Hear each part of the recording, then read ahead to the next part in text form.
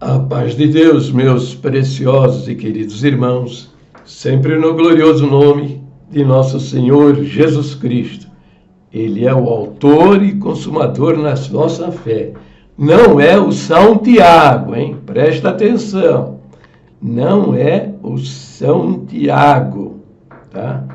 Guarde bem esta lição. Não podemos usar a palavra de homens, ainda que inspirados por Deus, para contradizer as palavras do Salvador da humanidade, o Deus que se fez homem e habitou entre nós. Entendeu? Diante do Senhor Jesus e da sua palavra, não tem Pedro, não tem Paulo, não tem João, e muito menos Tiago, porque Tiago nem apóstolo foi. Está entendendo? Mas, como o ministério vive na perversão da palavra de Deus, torcendo as Escrituras, né, eles usam o ensino de Tiago, lá, Tiago 2,14, que fé sem obras, diz lá que fé sem obras é morta, para contradizer o ensino do Senhor Jesus. Isso é uma interpretação equivocada, pervertida, torcida. Porque Tiago, quando fala que fé sem obras é morta, ele não está falando nada diferente do ensino do Senhor Jesus. Por quê?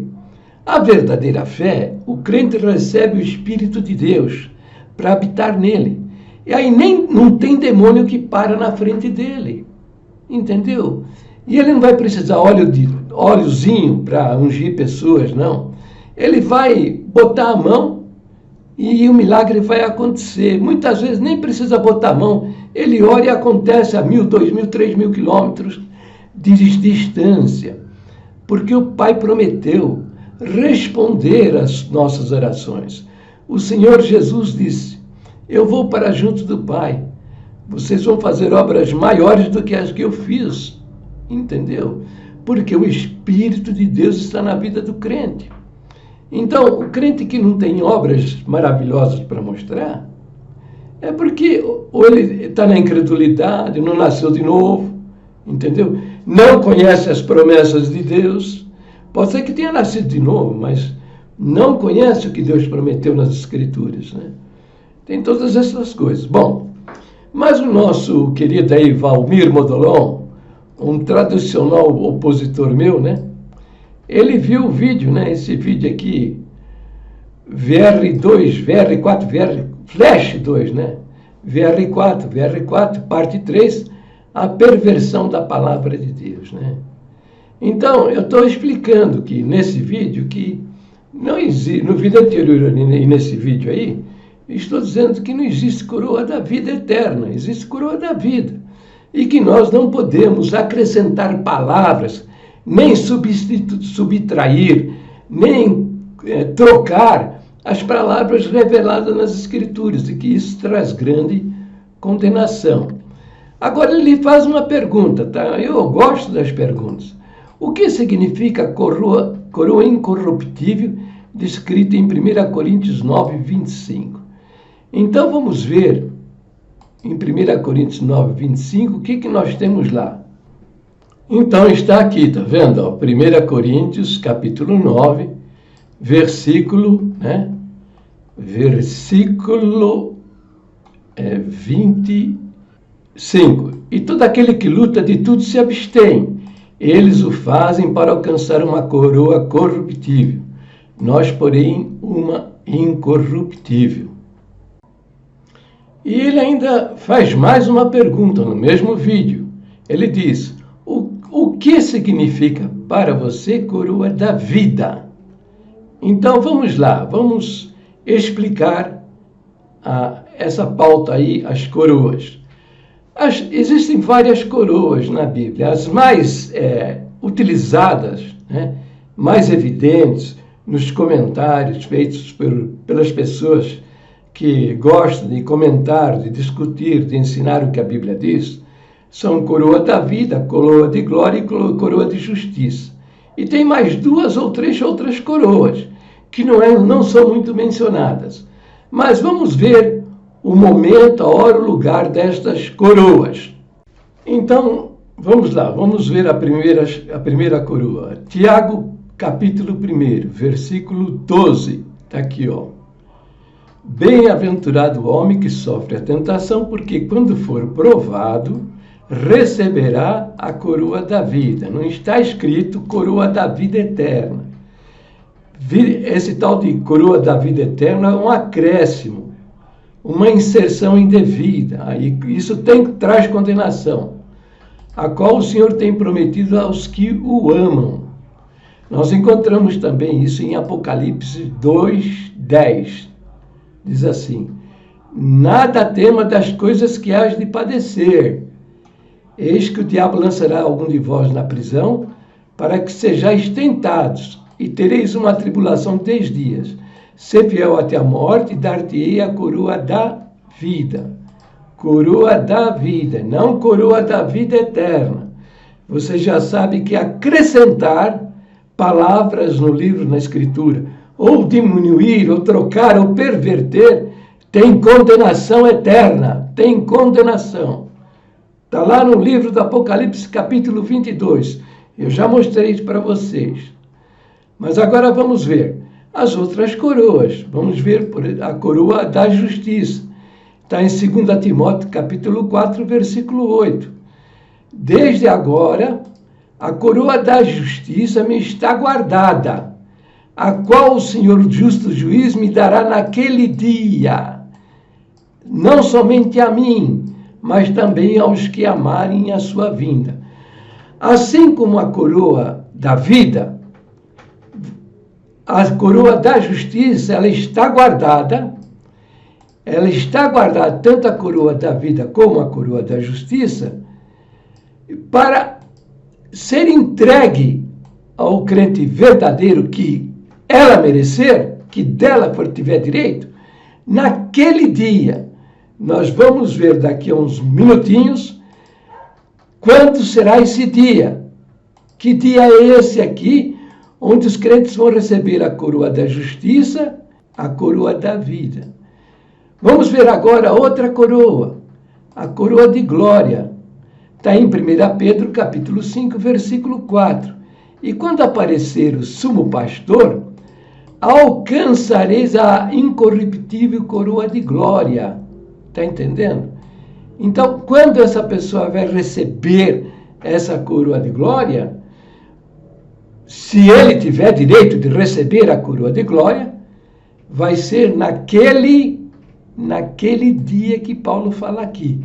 E nós vamos ver que dia será esse. Veja bem, são 2 os tribunais. Vocês ignoram isso. Pensa só no juízo de Deus, Deus que vai te julgar, esta coisa toda. Porque vocês não são almas salvas, porque vocês não creem na palavra do Senhor Jesus. Vocês creem na palavra do homem, vocês creem na palavra de Tiago, mas vocês não creem na palavra do Senhor Jesus, que é o Salvador das nossas almas. Entendeu? Se vocês crescem no Senhor Jesus, o Espírito de Deus iluminaria a vossa mente e vocês iriam entender todas estas coisas. Mas eu estou aqui para lhes mostrar, tá? São 2 os tribunais. O primeiro deles é o Tribunal de Cristo, tá? Onde é que nós aprendemos sobre isso? Está aqui, ó. Diz aqui, ó, Romanos, capítulo 14, versículo 10. Diz assim: mas tu, por que julgas teu irmão? Ou tu também, por que desprezas teu irmão? Pois todos havemos de comparecer ante o tribunal de Cristo. Note bem, para quem Paulo estava falando estas palavras? Eram para crentes salvos em Jesus Cristo. E Paulo está dizendo que estas julgar um irmão ou outro, fazer esse juízo a respeito, desprezar um irmão ou outro, não devemos fazer, porque todos vamos comparecer diante do tribunal de Cristo e as nossas ações serão julgadas nesse tribunal. Mais ainda, vamos ver outro lugar que faz a citação disso.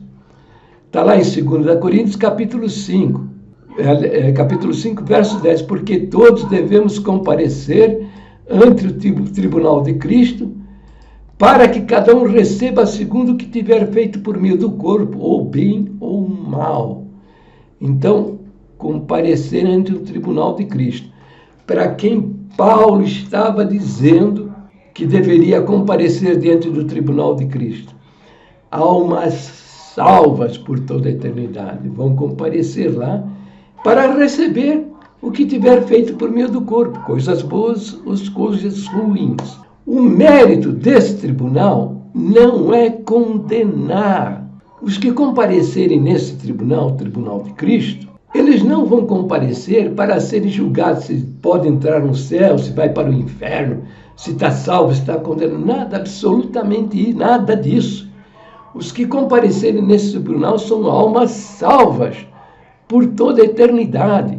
O Senhor Jesus, vocês precisam guardar na mente isso. Ele não veio para condenar. O Senhor não veio para condenar. Veja, vou mostrar aqui para vocês. João, onde é que você aprende isso? Onde é que está isso? Está aqui, olha, o Evangelho de João, capítulo 3. A conversa com Nicodemos. E você vê aqui, ó, João 3,16, porque Deus amou o mundo de tal maneira que deu seu Filho unigênito, para que todo aquele que nele crê não pereça, mas tenha vida eterna. Porque Deus enviou seu Filho ao mundo, não para que condenasse o mundo, mas para que o mundo fosse salvo por ele. Quem crê nele não é condenado, mas quem não crê já está condenado, porquanto não crê no nome do Filho unigênito de Deus. E a condenação é esta, que a luz veio ao mundo, quer dizer, a palavra veio ao mundo, o ensino do Evangelho veio ao mundo, e os homens amaram mais as trevas do que a luz, porque as suas obras eram más. Está entendendo? Ele fala ainda, em João 12, versículo 47 a 49, ele diz: Eu sou a luz do mundo, para que todo aquele que crê em mim não permaneça nas trevas. Se alguém ouvir as minhas palavras e não crer, eu não o julgo, porque eu vim não para julgar o mundo, mas para salvar o mundo. Então veja, o Senhor Jesus não veio para condenar, ele veio para salvar. E ele colocou então a sua palavra, a palavra do Evangelho. O sacrifício foi feito na cruz do Calvário, a conta de todo mundo, todo ser humano está paga, todos estão livres. A condição de receber esse benefício é crer na suficiência desse sangue para a sua salvação. Quem me rejeita a mim e não receber as minhas palavras, já tem quem o julgue. A palavra que eu tenho pregado, essa o há de julgar no último dia. Então aqui ele está falando do outro tribunal, que é o juízo final. Esse tribunal é que vocês acreditam que vocês vão comparecer para ser julgado, se vocês merecem entrar no céu ou se vão parar no inferno. E é isso que está na cabeça de vocês, que estes homens manipularam a vossa mente para acreditar. O grande trono branco, que está descrito no Apocalipse, está aqui, ó. E viu um grande trono branco, e o que estava sentado sobre ele, de cuja presença fugiu a terra e o céu, e não se achou lugar para eles. E viu os mortos, grandes e pequenos, que estavam diante de Deus. Perceba, não é diante de Jesus, é diante de Yahvé. Yahvé. E abriram-se os livros, e abriu-se outro livro, que é o livro da vida. E os mortos foram julgados pelas coisas que estavam escritas nos livros, segundo as suas obras.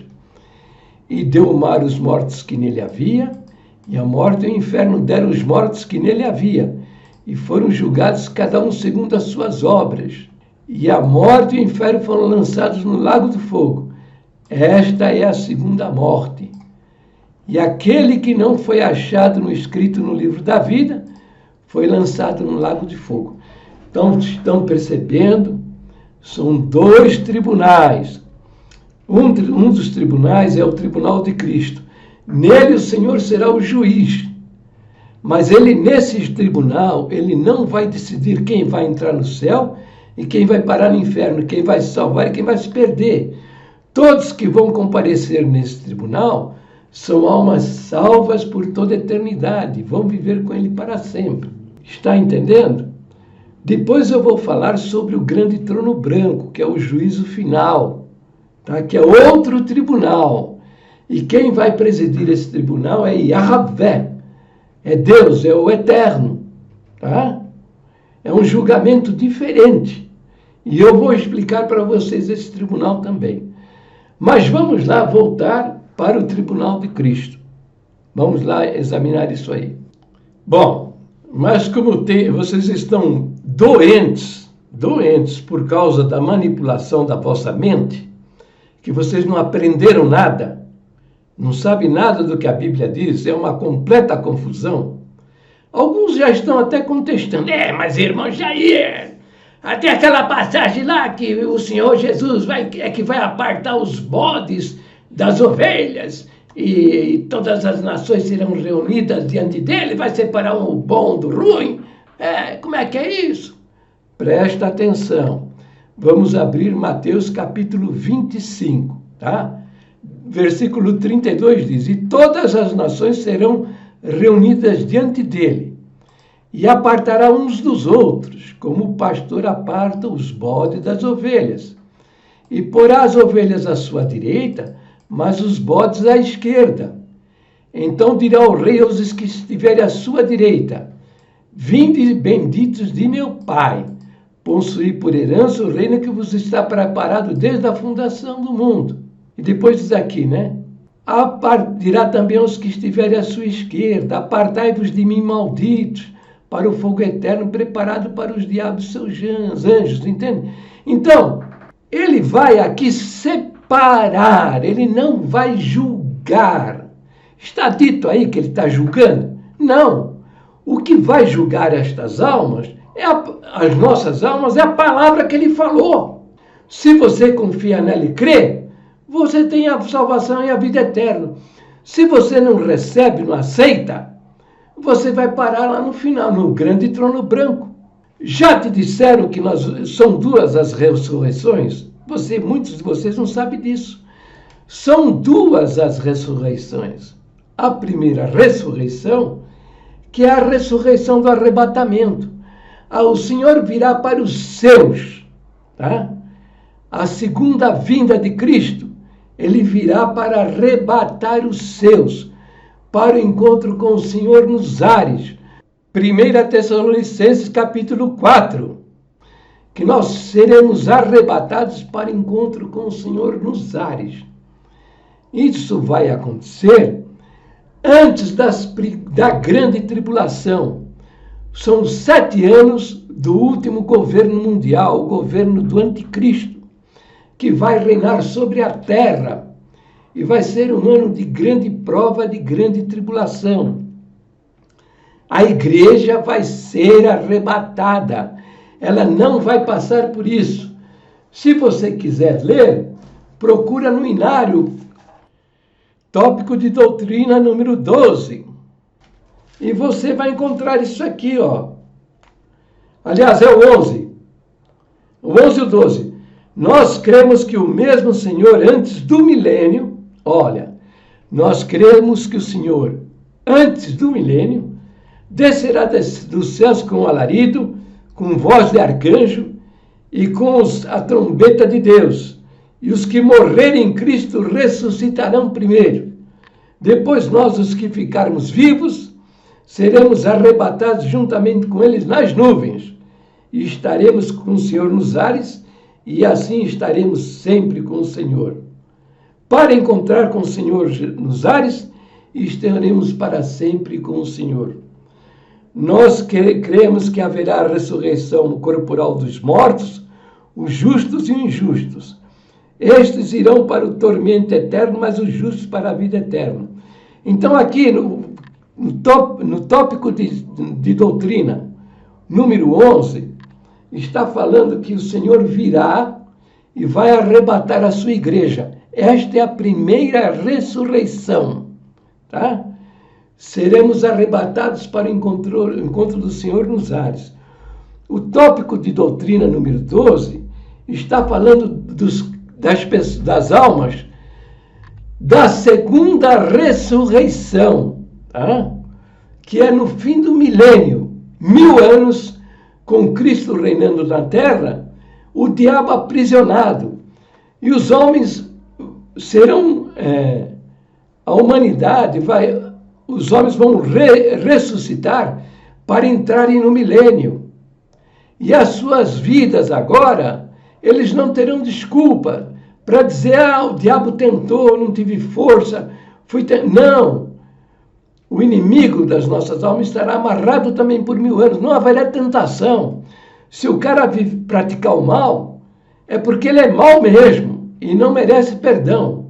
Mas aqueles que são pessoas obedientes, humildes, dedicadas, eles terão uma chance, terão a oportunidade.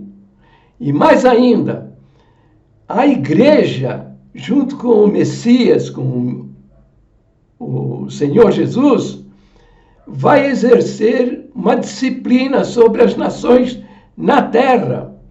Diferente de hoje, que o cara comete, está pecando, está na desobediência, está pecando, e ele não recebe disciplina alguma.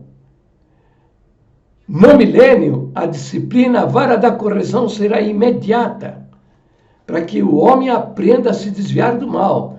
No final de 1000 anos, estas almas serão julgadas. Então, vão se abrir os livros que falam em Apocalipse, que fala no livro, e abriu-se outro livro que é o livro da vida. E depois diz, e aquele que não foi achado escrito no livro da vida foi lançado no fogo. Então, quem é que vai ter o seu nome escrito no livro da vida? Estas almas que durante o milênio eles conquistaram o perdão e a salvação, e os seus nomes foram escritos no livro da vida, e os demais condenados. Está entendendo? Então, o tópico de ensinamento, ele fala, o tópico de ensinamento doutrinário, número 11, diz que fala da segunda volta de Cristo para arrebatar a igreja, levá-la para a sua glória, os salvos, os que creem na palavra dele e aceitam o seu sacrifício. Vão para a glória, estão salvos por toda a eternidade. Vai vir o milênio, vai vir os 7 anos de tribulação do anticristo, que vai reinar sobre a terra, e aí o Senhor voltará com a sua igreja, vai aniquilar o anticristo e estabelecer o milênio, e o diabo vai ser amarrado, e vai acontecer a segunda ressurreição, que está no tópico de doutrina número 12. E os homens, então, vão viver uma vida sem tentação, sem perturbação do adversário, e debaixo de uma disciplina severa do Senhor, para que eles aprendam a praticar o bem e se desviar do mal. No final do milênio é que vai acontecer o que você lê lá em Mateus 25, que ele vai separar os bodes das ovelhas, e todas as nações serão reunidas diante dele, e apartará uns dos outros, como o pastor aparta os bodes das ovelhas, e porá as ovelhas à sua direita e os bodes à sua esquerda. Está entendendo? Então, no final do milênio, ele vai separar, entende? Mas ele não vai julgar. O julgamento será do eterno, do Deus eterno, o Yahvé, entende? Estes que estarão aqui terão a oportunidade de salvação no julgamento do grande trono branco. São homens e mulheres maravilhosos que viveram na terra, mas não conheceram o Evangelho. Por quê? Porque você e eu não vamos levar a palavra para ele, porque a igreja relaxou no cumprimento da sua vontade e de pregar o Evangelho a toda criatura. Homens assim, por exemplo, como Mahatma Gandhi, que salvou, libertou uma nação, a Índia, do domínio inglês sem disparar um tiro. sem provocar uma revolta. Mas este homem quis conhecer Jesus. Ele quis saber quem era Jesus. E os ingleses, a igreja cristã inglesa que estava na Índia, não permitiu ele entrar na igreja para ouvir a palavra do Evangelho. E neles não lhe pregaram o Evangelho. São homens assim, que vão entrar no milênio e ter uma segunda oportunidade. Entende? Então vamos ver onde está descrito no livro do Apocalipse a respeito dessas ressurreições, a primeira ressurreição e a segunda ressurreição, e a situação das almas nestas ressurreições. Então vamos ver a primeira ressurreição, Apocalipse 20, versículo 4. E vi tronos, e assentaram-se sobre eles, e foi-lhes dado poder de julgar. E vi as almas daqueles que foram degolados pelo testemunho de Jesus e pela palavra de Deus, e que não adoraram a besta, nem a sua imagem. A besta aqui, o falso profeta, o anticristo. E não receberam o sinal em suas testas, nem em suas mãos. E viveram e reinaram com Cristo durante 1000 anos. Olha, aqui está falando de sinal na testa e nas mãos. Eles vão colocar na testa dos homens, nas mãos, um selo, de maneira que você não vai nem precisar de usar dinheiro. Entrar em algum lugar, representar alguma coisa, você vai ser selado pelo anticristo para poder realizar todos os atos desta vida. Tá? Então, e estes reinarão com Cristo durante 1000 anos. Entendeu? Então, vamos. Mas os outros mortos não reviveram até que os 1000 anos se acabarem. Esta é a primeira ressurreição. Está entendendo? Bem-aventurado e santo aquele que tem parte na primeira ressurreição. Sobre este não tem o poder a segunda morte, mas serão sacerdotes de Deus e de Cristo e reinarão com ele 1000 anos. Então a igreja vai ser arrebatada na primeira ressurreição, na glória. O que primeiro vai acontecer é o tribunal de Cristo, onde o Senhor Jesus vai julgar as obras desses crentes salvos. Tá? Depois eu vou descrever como é que vai funcionar esse tribunal, tá certo? Terminado esse julgamento, a igreja vai entrar nas bodas do Cordeiro, comemorar a vitória da igreja na glória dele, ok? Enquanto isso, aqui na terra, o mundo estará sob o domínio do anticristo, ok? Fim do domínio do anticristo, o Senhor virá, vai estabelecer o milênio. E durante esse milênio, Satanás será preso, né? E não vai poder tentar os homens. Depois do milênio, é que então ocorrerá a separação descrita lá em Mateus 25, a separação das nações, onde ele vai separar os bodes das ovelhas. E vai dizer aos bodes: apartai-vos de mim, malditos, para o fogo eterno preparado para o diabo e seus anjos. Fim do milênio. Então ele está fazendo a separação das ovelhas e dos bodes. As ovelhas da segunda ressurreição, aquelas almas que foram obedientes, abandonaram o pecado, a desobediência, se submeteram ao Messias, eles vão ter uma segunda oportunidade. E seu nome será escrito no livro da vida. E aquele que não foi achado escrito no livro da vida foi lançado no lago do fogo. E abriu-se outro livro, que é o livro da vida. Entendeu?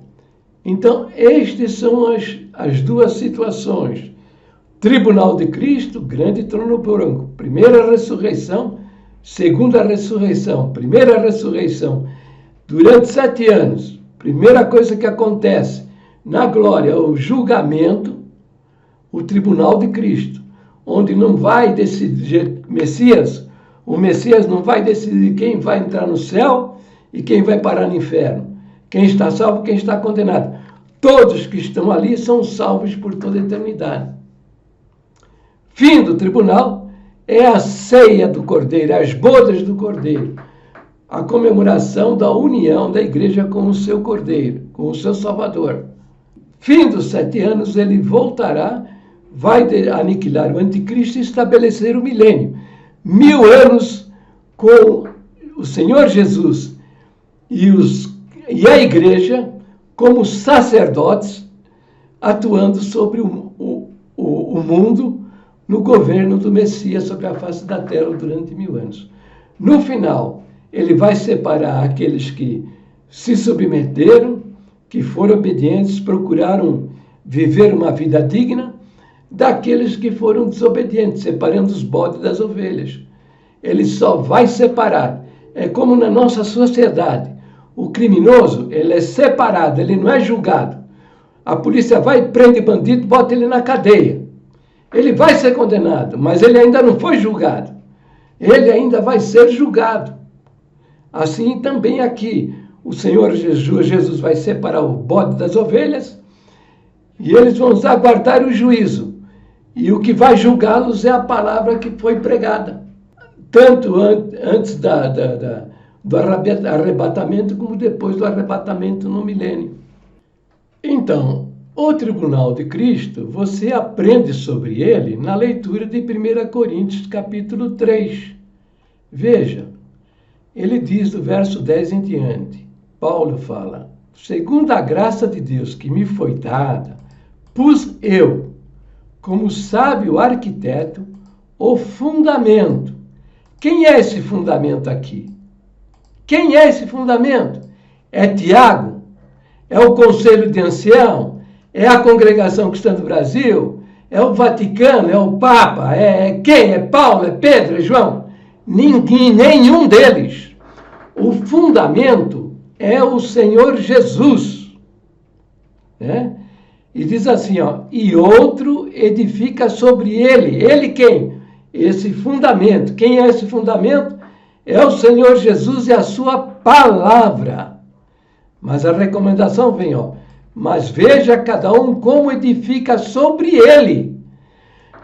Edifica o quê? Sobre a pessoa de Jesus Cristo. O ministério aí, que vocês estão seguindo, esses homens que vocês estão seguindo, o fundamento deles não é Jesus Cristo. O fundamento deles é Tiago, quando muito é Paulo, mas principalmente Tiago, né? E as doutrinas as doutrinas humanas e as heresias absurdas que eles inventaram. Esse está lá são os tópicos secretos de ensinamentos. Esse é o fundamento deles, mas não é o Cristo. E a palavra diz, mas veja cada um como edifica sobre ele. Então, eles não estão eles nem entram nessa situação aqui porque eles estão completamente perdidos, tá? Eles não têm o Senhor Jesus como fundamento. Então, eles não estão entrando, esses homens do ministério, nas minhas considerações aqui. E depois diz, ó, porque ninguém pode pôr outro fundamento além do que já está posto, qual é? Jesus Cristo. Eu não posso falar de Pedro, de Tiago, como fundamento para vocês. O fundamento é a palavra de Jesus, é o testemunho de Jesus e é o que ele fez por nós. Esse é o fundamento. O resto é o resto. Se você acha uma palavra de Paulo que você não entende, que na sua cabeça contradiz o ensino do Senhor Jesus, fique com a palavra do Senhor Jesus. Esqueça Paulo. Ora a Deus, para Deus te abrir um entendimento, para você entender aquela palavra que lhe parece conflitante. Mas jamais use a palavra de Paulo para contradizer o ensino do Salvador. Assim é Pedro, é Paulo, é Pedro, é João. Nunca usar Tiago, porque nem Tiago nem apóstolo foi. Entende? Depois diz, ó, e se alguém sobre esse fundamento é Cristo, formar um edifício de ouro, de prata, pedras preciosas, madeira, feno, palha, a obra de cada um se manifestará. Na verdade, o dia a declarará. Lembra lá atrás eu falei que a coroa, a pessoa vai receber naquele dia, Paulo estava declarando, né? Agora só me resta a coroa da justiça, o qual o Senhor me dará naquele dia. Aí é o dia que vai declarar se ele merece ou não. E depois, ó, porque pelo fogo será descoberta, e o fogo provará qual seja a obra de cada um. A palavra fogo aqui significa julgamento, né? O fogo. O ouro vai ser depurado, a prata também, pedras preciosas, mas madeira, feno, palha vai queimar, não vai sobrar nada. Se a obra que alguém edificou nessa parte permanecer, esse receberá galardão. Que galardões são estes? As coroas. Coroa da vida, coroa de glória, coroa de justiça. Tem outras coroas também. Prêmios, recompensas, reconhecimento. É isso que vai acontecer nesse tribunal de Cristo. Não vai acontecer de alguém parar no inferno, ser mandado expulso de lá. Não vai acontecer. Todos que comparecerem ao tribunal de Cristo vão entrar na glória dele, estão salvos por toda a eternidade. Se a obra de alguém se queimar, sofrerá detrimento, quer dizer, aquele que a vida dele foi só de mau testemunho. A obra é madeira, feno, palha. Aquele crente desobediente, rebelde, contradizente, que não se submeteu à vontade e à palavra do Senhor. Mas ele, para a sua salvação, ele creu naquele sacrifício. Ele confiou naquele sangue derramado para perdão dos seus pecados e salvação da sua alma. Ele vai entrar. Tá? Ele vai entrar. Vai entrar porque se ele for mesmo um crente rebelde, desobediente, resistente à vontade do Espírito Santo, a palavra de Deus fala sobre a disciplina de Deus. Leia Hebreus capítulo 12. Serão todos disciplinados por Deus. Que filho há quem o pai não disciplina? O crente que o Senhor Jesus repreende, o Espírito Santo diz, não faça isso, para com isso, ele teima. O Senhor quebra a perna dele, quebra um braço, quebra a cabeça, manda para o hospital, manda para o UTI, e se não tiver jeito, recolhe a alma dele. Mas os seus ele não manda para o inferno. Isso não existe. Quem crê, de fato, está salvo por toda a eternidade. Ó. Então, se a obra de alguém, que alguém edificou nesta parte permanecer, vai receber galardão. Se a obra de alguém se queimar, sofrerá detrimento. Este vai ter prejuízo. O que vai acontecer com ele, exatamente, eu não sei porque não está descrito. Não vou fazer invenções, conjecturas. Mas aqui diz, ó, mas o tal será salvo. Todavia, como pelo fogo. Mas o tal será salvo. Todavia, como pelo fogo. Então, aqui eu comparo um tição, um pedaço de pau que está no fogo. Virou brasa. Você pode tirá-lo de lá? Pode. Só que você tem que pegar e largar, pegar e largar, pegar e largar. Por quê? Porque se você segurar, você queima até a sua mão. Vai ser difícil, com detrimento, doloroso. De que maneira, não sei, mas ele não vai parar no inferno. Tá? Então, isso é aí que as pessoas vão receber a coroa. A salvação não é por esforço próprio. Lá em 1 Coríntios, né? Modolão perguntou, né? O que significa coroa incorruptível, descrita em 1 Coríntios 9, 25. 1 Coríntios, e todo aquele que luta de tudo se abstém. Eles o fazem para alcançar uma coroa corruptível. Nós, porém, uma incorruptível. Assim subjugo meu corpo e o reduzo à escravidão, para que, pregando aos outros, eu mesmo não venha de maneira alguma a ficar reprovado.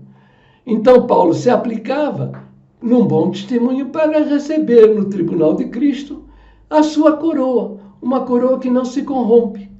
É simples assim, mas não devemos estar fora da palavra, fora da doutrina da congregação,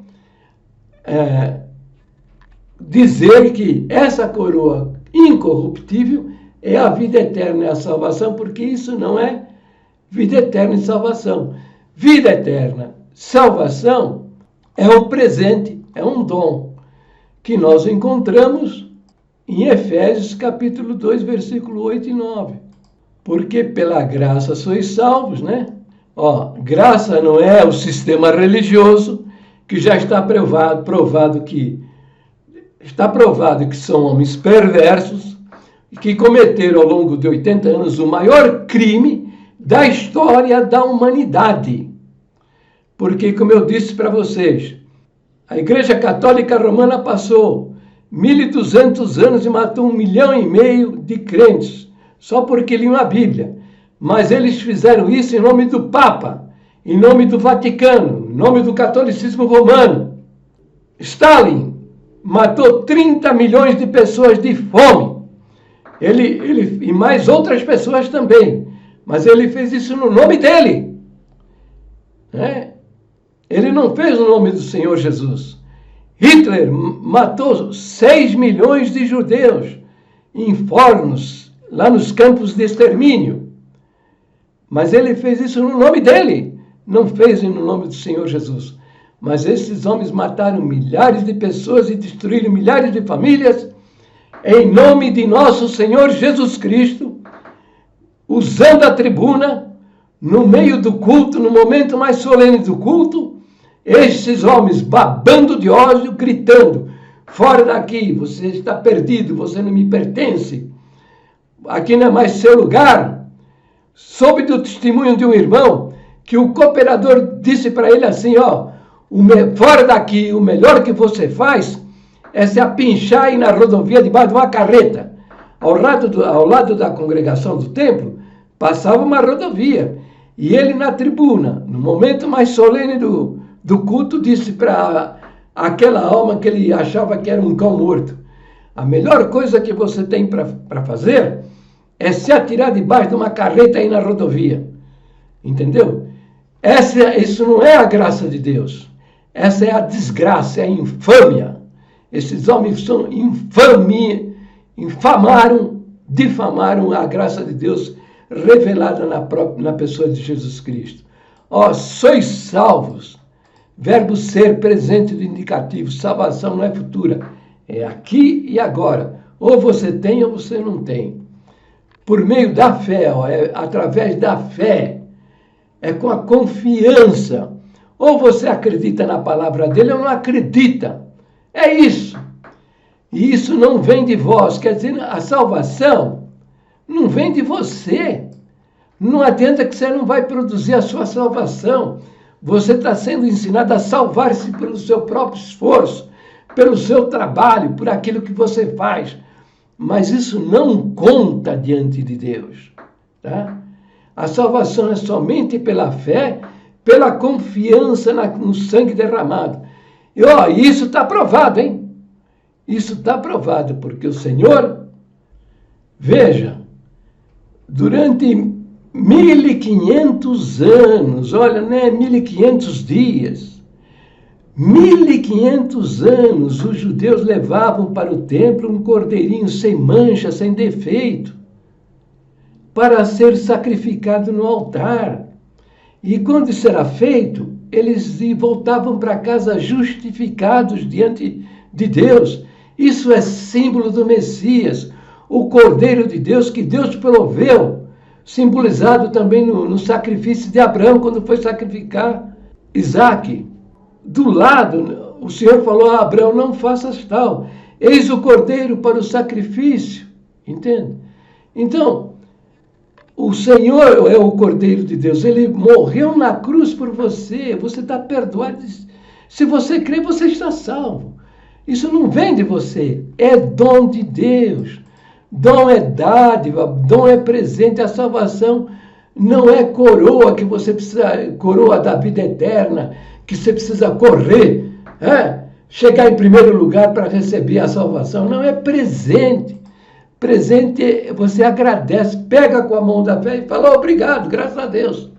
E aqui o verso 9 diz, ó, e não vem das obras, para que ninguém se glorie, porque somos feitura sua, criados em Jesus Cristo, para as boas obras, as quais Deus preparou para que andássemos nela. Está explicado isso aí. Acabou a conversa. Eu recomendo. Leia o Evangelho de João, lá está a doutrina da salvação. Creia de todo o coração que ele fala por 20 vezes. Quem crê em mim tem a vida eterna. Quem crê naquele sangue derramado. Não no blá, blá, blá desses homens mentirosos. Para o vídeo por aqui, Deus abençoe a todos. Fiquem todos na paz gloriosa do nosso Deus. Sempre no precioso nome de quem? É do Senhor Jesus.